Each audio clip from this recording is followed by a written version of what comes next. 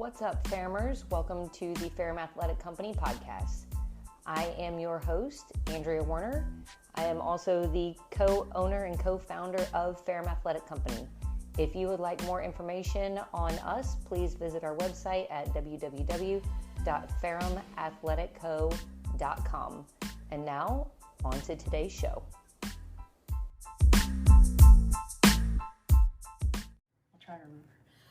What's up, Ferrumers? Welcome to episode number 11 of the Ferrum Athletic Company podcast. I am joined today by Coach Rachel. Welcome, Rachel. Thank you. So it's funny because this is actually round two. Cut two. So let's talk about the fact that, number one, you have an amazing story that I'm really excited for everybody to hear. Everybody's been asking, when is it your turn? Yep. I've had a few people ask, we want to hear your story. I'm like, I'm not sure why, but here we are. Because it is a really good story. Yeah. You've been through a lot, and I'm excited for people to learn what your journey is and your viewpoint from gym ownership, from life in general, to being a coach, to your new exciting life ahead, which we'll talk about as well. So, a lot going on. Born originally in Pennsylvania. Yes. Yep. Ended up, here in Jacksonville, but in Georgia and in between. Japan. First in Colorado, then Japan, and then in Georgia. So my ex was stationed there. So that's how I came to Georgia, and then opened my own gym in Georgia. Fantastic. And you were a gym owner for 7 years. Yes. Tell me about gym ownership. Tell me all about what, because usually a lot of people think that, number one, going from being a client to a coach is super easy.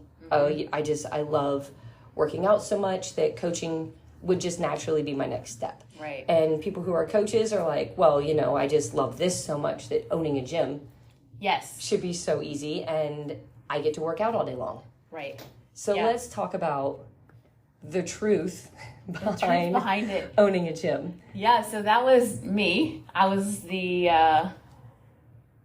coach, new coach actually, to a gym, and I was like, you know what? I love doing this.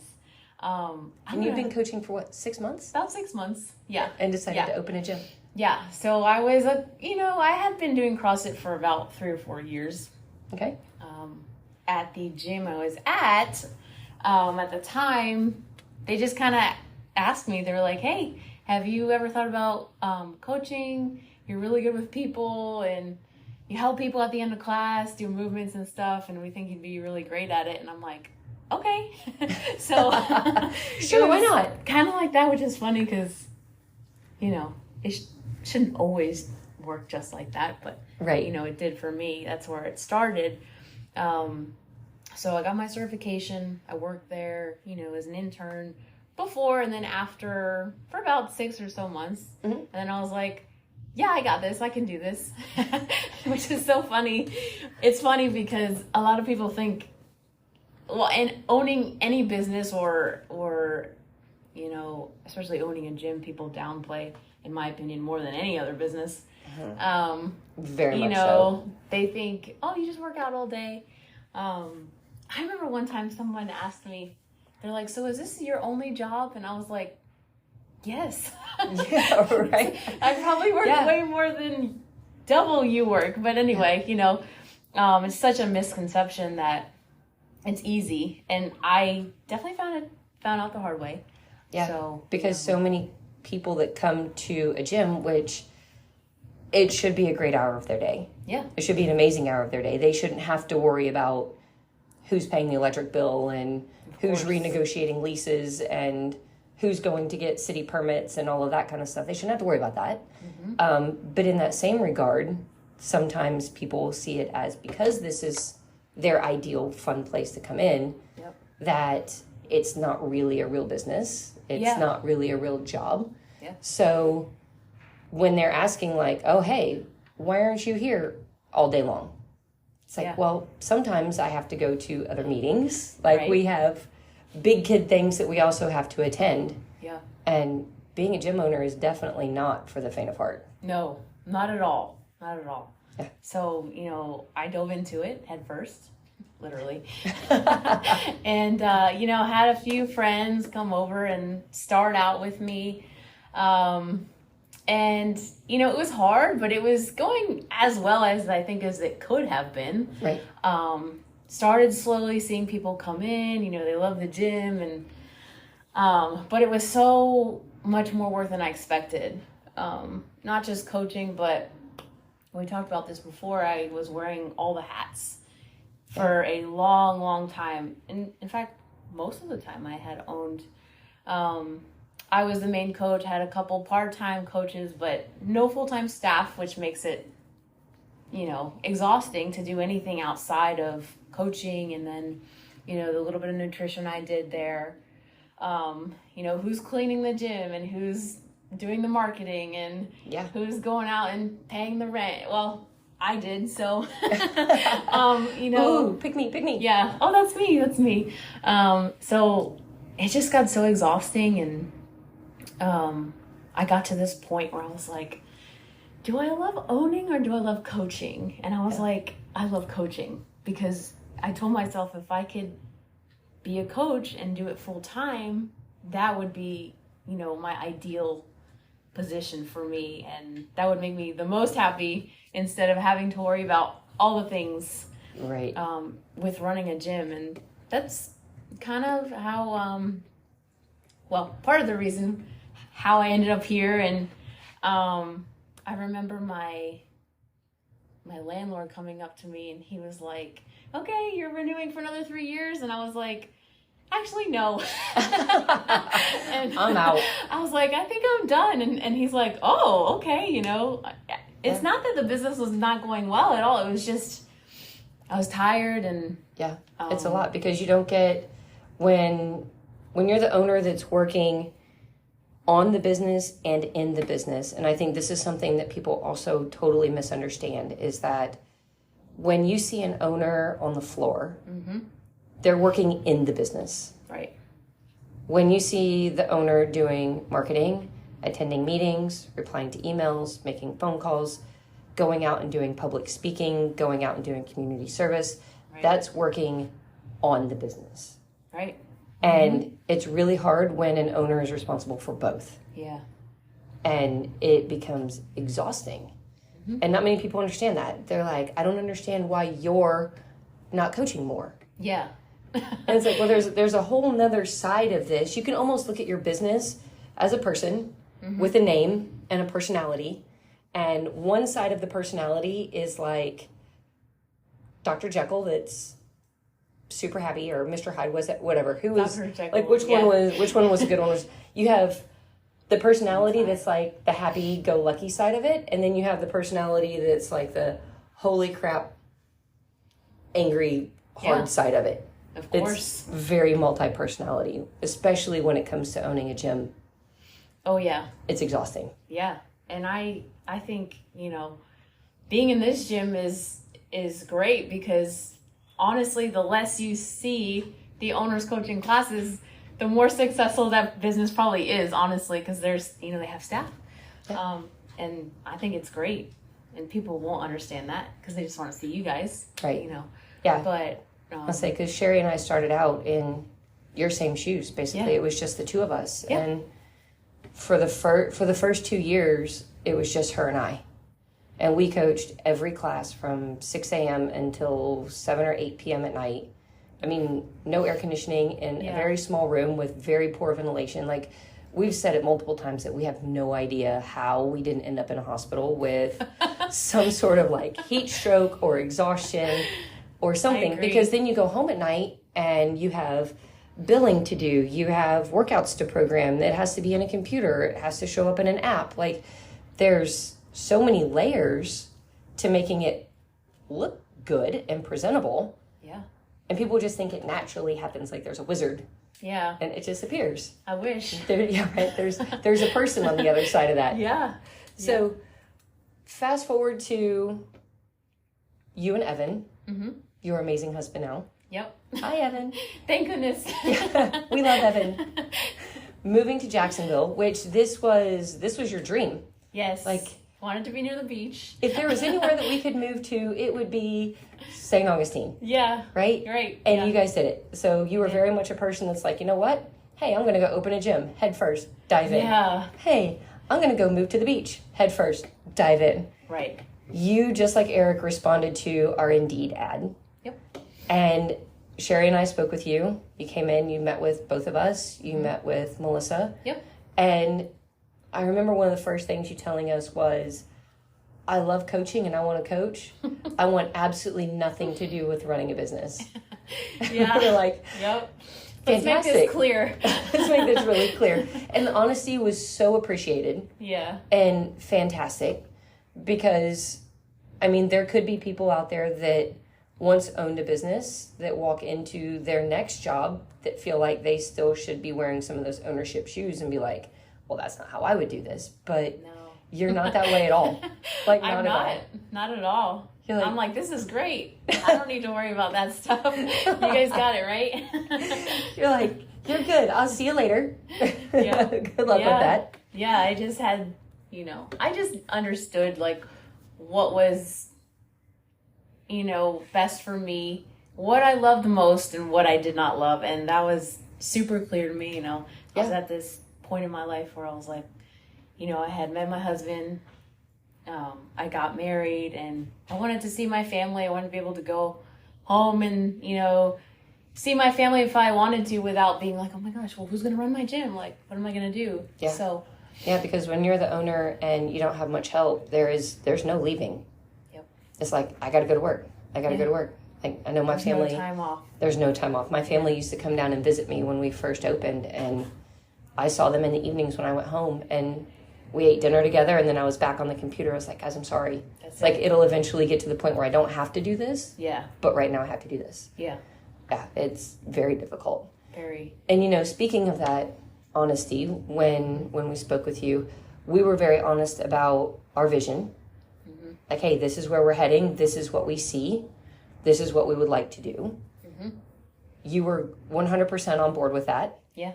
And we have very similar backgrounds, both competitive CrossFitters. Yep. And both CrossFit gym owners, to now be going down a path that's different, that's looked different, that looks different, that feels different, that explains different, that the education's different. Right. Talk about how you feel about that, what it's been like for you, your experience, and where you see it going forward.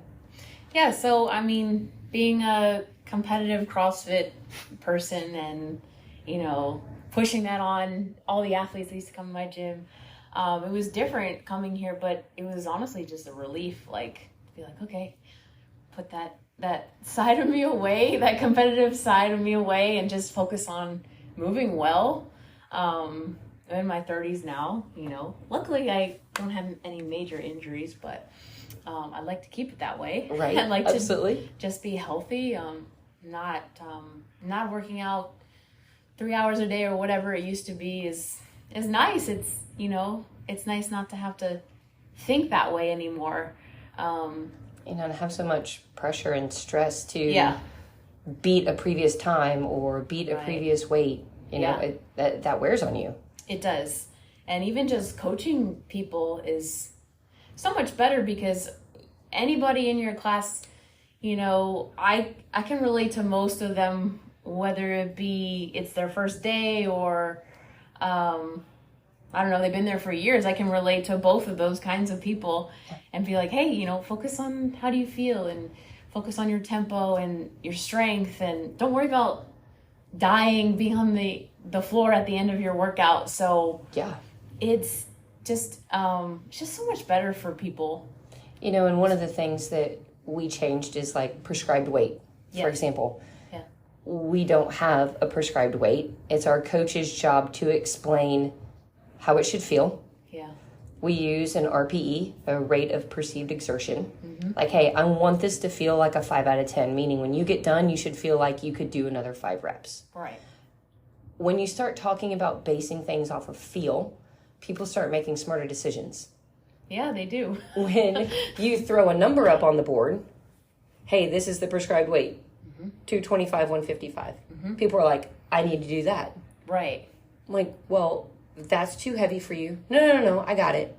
You know, and pretty soon it becomes a bit of an argument, and then it becomes you're almost having to sell that person on why you do this. And then for that person, it becomes a really big mind game because they don't feel good enough.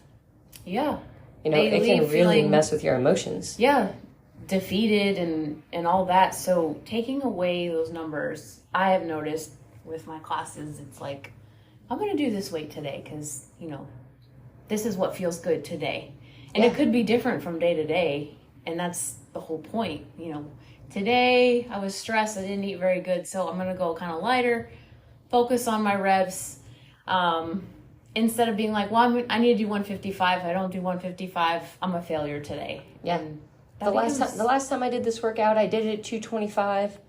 How come this time? Yeah. Why do I feel like this today? Yeah. Well, it just depends. Yeah. You know, if you didn't sleep well last night, and we'll be honest and say people drank too much last night because it's a thing. They do. You know, and so we're all different. That's the beauty of being human, that every day feels different. Right. And you have to adjust your lifestyle day to day based off of how you feel. Like, for example, I was out of town last week, came back with this amazing little bit of a head cold. Ugh. So therefore, right, my workouts feel a little bit different. My sleep feels a little bit different. My hydration is different. So being aware of that helps me make smarter decisions. Yep. And it helps me actually heal faster than if I were to ignore that. Exactly. So love that that's helping, because the coaching aspect of it is very different than what we used to do. It is, yeah. You know, coaching smaller movements, we'll say, like an accessory style movement, being able to explain the why of those movements, what muscles you're using, the purpose of those, and being able to tell people like, hey, listen, we don't need to do this fast. Yeah. Like, let's do it for quality. It's a totally different conversation. It is, yeah. And explaining the why is actually something that I never really did as a coach before. And so that's, to me, has become even a good learning experience, because it's like I'm learning so much coaching here than I probably ever did, to be honest, just because I'm like digging into the why behind this or the why behind that, and, you know, explaining to people the difference between this, and, you know, using your lats on a pull-up versus just using your traps. And it's just, it's great. It's a great way to show people, okay, we're doing this movement because of this. And sometimes they need to know that. Yeah, and it really, that kind of hits our move with purpose. Right. That we basically preach and live on. Like, that is what we are big on. Move with a purpose. Right. Don't just do things to do things. Like, why are you doing them? What is the reason? There has to be a reason behind all of this. Yeah. Right? And I want to go back to something that you had mentioned, being able to relate to the new person coming in who feels very uncomfortable and maybe intimidated. Yep. I want to dive into that past for you. Yeah. So at one point in your life, you were that person who working out was not a thing. Yeah. Where... Never. Never. You have the past of being overweight. Yes. And being the person that was intimidated to walk into a gym setting. So let's talk about that, Rachel. Yeah. So this is something that started early. I was never the kid who could eat whatever they wanted. Some kids can. I started out, you know, always kind of chubby. High school, middle school was tough for me, to say the least. It's funny now because I remember being in gym class and being embarrassed about wearing shorts, you know, and such a young age. Oh, yes. You know, think about stuff like that. And running the mile was impossible for me, which is so funny because, you know, now I can do it just fine. But yeah, I was about 14 years old. This is when my life took a turn a little bit. So, you know, we all have these times in school, but for me, it was I was in class, and I remember my friend sending this guy a note that said, Rachel likes you. This is stupid now, but, you know, it's something that I'll always remember. And he sent it back, and he said, you're fat and ugly. And yeah, so, Brutal. and you know. And you're what? Let's see, 14. 14. Eighth grade? Eighth grade. Eighth grade. Yep. Eighth grade. And what did you weigh at that time? I was over 200 pounds. So Girl. I was a hefty girl. Crushing note from a boy. Where is this boy? I'm going to track him down. I know. Well, to be fair, I guess maybe it started, even though it started out as a bad path for me, it ended up being a good path for me. So I guess I have to be thankful for all those things, right? I don't know. But, you know, as a 14-year-old girl, that's crushing. It's like your whole world just, you're like, oh man, he's right. I'm fat and ugly. Nobody will ever like me. And, you know, so that day I went home and I was like, you know what? I'm going to lose weight. I'm not going to eat, you know. Didn't know anything about doing it the right way. I could have, but. And you know, there's so many people that, whether they're 14 or whether they're 45, still believe that. Yeah. Like, they're either eating all the things, or they believe that in order to lose weight, they have to eat, like, literally nothing. Yeah. And there's nothing out there educational-wise that's telling people, this is a balanced nutrition program, this is what it should look like, blah, blah, blah, blah, blah. Yeah. And people aren't willing, not everybody is willing, to invest in their health. Like, hey, you know what? I should go out and hire someone to teach me what I should be eating and how I should be eating and when I should be eating and what does a healthy lifestyle look like. It's just, it's not being pushed and publicized. What's being pushed and publicized is don't eat chicken because it's full of blah, blah, blah, blah, blah, and it will kill you. Don't eat plants because they're full of blah, blah, blah, blah, and it will kill you. Eat these, eat that, plant-based, carnivore, keto. God. Like, could we make things more complicated? My favorite. Oh, it's such a great conversation. What I love about this, though, is you went from being the 14-year-old girl who got the nasty note from the boy that sent you down a deep, dark path to now here you are doing this full-time as a career, and you are one of our nutrition coaches. Yeah. And that is what you do, is you help people understand what food is, how they should have it, what's in it, how they should count it, so on and so forth. Yeah. And one of your clients, Craig, actually just commented on your amazing post that you made the other day on your social media page and saying he's down 18 pounds, he's reduced his alcohol intake by 60 to 70%. Like, that's a big deal. It is. That's changing somebody's life. So congratulations to both you and Craig. Thank you. It's a big deal. It is. Good job, Craig. Feeling it, yeah. Good job, Craig.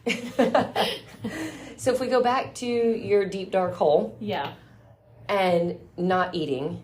You had to eat something. Yeah, of course. Just, you know, significantly reduced my calorie intake, which I was probably only eating a few things throughout the day. Probably around 800 calories or so for the whole day, which is crazy. Breakfast. Breakfast now for me, for sure. I just didn't have any education on nutrition, so I was still eating not good things, that just very few of it. Right. Basically starving myself and had no energy.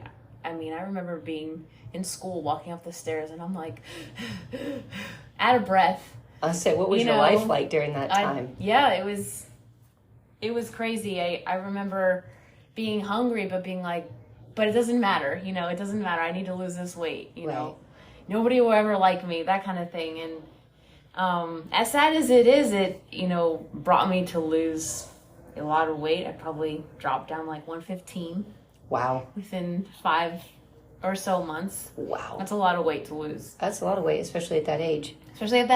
Yeah. When you got hormones kicking and you're growing and you got a lot of things going on. Yeah. That's a lot. Just crazy. Yeah. So dropped it really quick, you know. I guess I was happy with myself. I don't know. I was going to say, how did you feel about yourself after that point?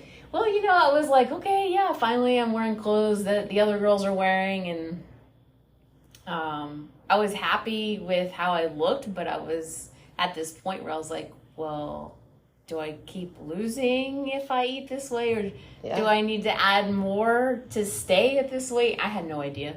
I didn't know what I was really doing. When, talking about a relationship with food, because we all have a relationship with food. Right. Some people love it. Some people hate it. Some people use it for stress. Yeah. Some people use it for anger and depression. Mm-hmm. So we all have this relationship that we have to acknowledge. Yeah. And for you, having that relationship at the beginning, that now turned into I can't have this. Yeah. Now to now what do I do? Yeah. Then you almost start living in a state of fear, because now you're scared to eat anything. Mm-hmm. Absolutely. Because now you believe everything that you eat is maybe going to turn you back to the path that made you so unhappy. Yeah. It's definitely. Talk about an emotional roller coaster that I don't think people really understand how much food and our relationship with food really affects our emotions, our mental perceptions, the way we process everything. Yeah. From reacting to responding to just our whole life in general. It affects a lot. Absolutely. Yeah. And that's a big part of the nutrition program that we have, is educating people on exactly what's happening in your life and why you're doing those things. It's all about what's happening, why. Yeah. Why? Yeah. Why do we need this? Why are we doing this? Why do we need this? Why are we doing this? Mm-hmm. It's a big part of what we do. It is. Yeah, and everyone's different. So everyone has a different story. Everyone needs something a little bit different. So that's the great thing about nutrition coaching, is that it's not like you're just going to sit down with me and be like, okay, this is it. Yeah. Good luck. Bye. It depends on the person. Everyone needs something different. And it comes to, we treat our nutrition program the same way that we treat our fitness program. Right. Is that we're dealing with individuals. Yeah. There is not two of us that are alike.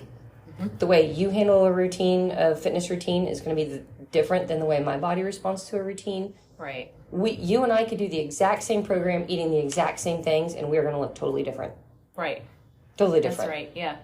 That's why it's so important not to compare yourself to others. 100%. Agreed. And every person that walks in our door gets that individualized conversation. Yeah. Like, tell me why you're here. Yeah.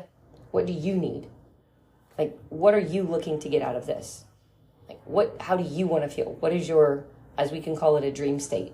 Yeah. Like, where are we starting right now? Where do you want to be? Like, what's your ideal dream state? Exactly. And as far as Coach Rachel is concerned, her dream state is moving to the beach and being a coach and not an owner. Living my best life. Living your best life. Speaking of living your best life. Yes. Coach Rachel is pregnant. Yes, I am. How many months are we along now? I am 5.5. Okay. So. Beautiful baby girl. Yes. Growing and on her way. Yes, she is growing fast, it feels like. Is starting her kicking routine. Yeah. Yep, definitely kicking. Taking punching. I don't know what she's doing in there. Backflips. All the backflips. Something. So let's talk about this pregnancy journey. Yeah. How has it been for you? Actually, it's been great, to be honest. I have been very fortunate and blessed to have a relatively easy pregnancy. The first trimester is always the worst. And I had my days where I was like nauseous, not feeling great, maybe more so in the mornings. I guess that's where they come up with morning sickness. Although, some women, they feel it all day, every day. They're throwing up. Right. Fortunately, that was not me. Yeah, that was my mom. Ugh. Awful. I can't even imagine. Awful. I'd be like, done. We're done. Yeah. No more of this. Yeah. But, I was able to still, work out most of the time. I'm at this point now where I'm like, okay, if I get 3 or 4 days in, I'm happy. Yeah. And I love seeing you be able to jump into our classes. Yeah. Because there's nothing crazy. It's not like you're doing box jumps and rope climbs and squat snatches. Not doing any of that for sure. No. And you're doing the workout that predominantly the entire class is doing. Yeah, usually. And day to day. Feeling good. Yeah. Feeling really good. This is actually a great program.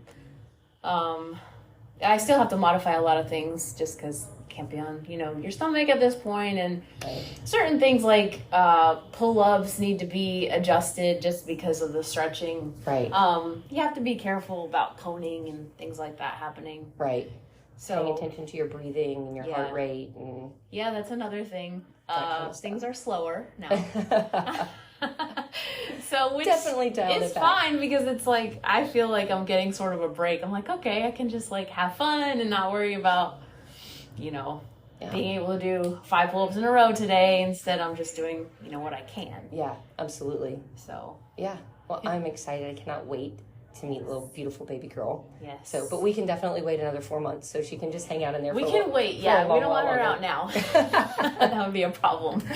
Well, Rachel, it has been awesome talking to you today. Yes.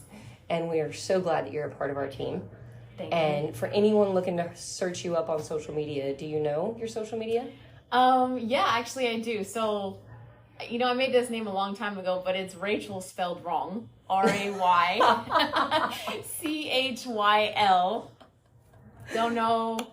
Hey, good job. It's Rachel89, by the way. So yeah, fantastic. Spelled the wrong way. Awesome. Well, everybody needs to come find you and search you out because you do a great job with your social media. I try. Fantastic. We will talk with you soon. Okay. Thank you so much.